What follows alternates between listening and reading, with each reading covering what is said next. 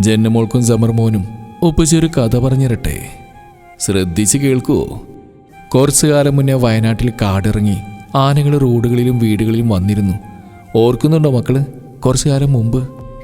പാവ ആനകൾ മിണ്ടാപ്രാണികളല്ലേ, സംസാരിക്കാൻ കഴിയില്ലല്ലോ. റോഡിൽ കാണുന്ന ജനങ്ങളെ കാണുമ്പോൾ ഓടിയെത്തുകയും വീട്ടിൽ കയറി ജനങ്ങളെ പേടിപ്പിക്കുകയും ചെയ്തിരുന്നു. ജനങ്ങൾ വിചാരിച്ചു ആനകൾ ആക്രമിക്കാൻ വന്നതാണെന്ന്. അങ്ങനെ അവരെല്ലാവരും കൂടി ആനകളെ കാട്ടിലേക്ക് തന്നെ ഓടിപ്പിച്ചു. പാവ ആനകൾ കണ്ണീരോടെ വീണ്ടും കാട് കയറി പോകുമ്പോൾ ആനകൾ തമ്മിൽ പറഞ്ഞു, ഇനി നമ്മളെങ്ങനെ ജനങ്ങളെ പറഞ്ഞ് മനസ്സിലാക്കി കൊടുക്കും? പാവം ജനങ്ങൾ, അവർക്കൊന്നും അറിയുന്നില്ലല്ലോ. നമ്മളെ കാണുമ്പോൾ അവർ പേടിക്കുകയും നമ്മെ അവരെല്ലാവരും കൂടെ കാട്ടിൽ ഓടിപ്പിക്കുകയും ചെയ്യുമ്പോൾ നമ്മളെന്ത് ചെയ്യും?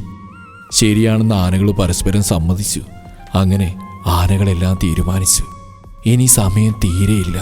ഈ കാട്ടിൽ നിന്ന് ദൂരെ കാട്ടിലേക്ക് എല്ലാവർക്കും ചേക്കേറാം. ചെറുകിട മൃഗങ്ങളെല്ലാം പോയി തുടങ്ങി. നമ്മൾ മാത്രമേ ബാക്കിയുള്ളൂ. എന്തു എപ്പോഴും ആവാം. ഓരോ ചൂടും നടക്കുമ്പോൾ ആനകൾ വീണ്ടും പരസ്പരം പറയും, പാവം മനുഷ്യന്മാർ. അങ്ങനെ മൃഗങ്ങളും ആനകളെല്ലാം മറുകാട്ടിൽ ചേക്കേറി കഴിഞ്ഞു. വയനാട്ടിലെ ജനങ്ങൾ ആ മണ്ണിൽ തന്നെ. പാവങ്ങൾ ഒന്നും അറിയില്ലല്ലോ. കുറച്ച് കഴിയുമ്പോഴേക്കാ രാത്രിയിൽ ഉറങ്ങിക്കിടന്നവരെല്ലാം സൗണ്ട് കേട്ടത്. ഈ സൗണ്ട് കേട്ട ഉടനെ കുറേ പേര് ഓടുന്നു. കുറേ പേർക്ക് ഒന്നും ചെയ്യാൻ കഴിയുന്നില്ല.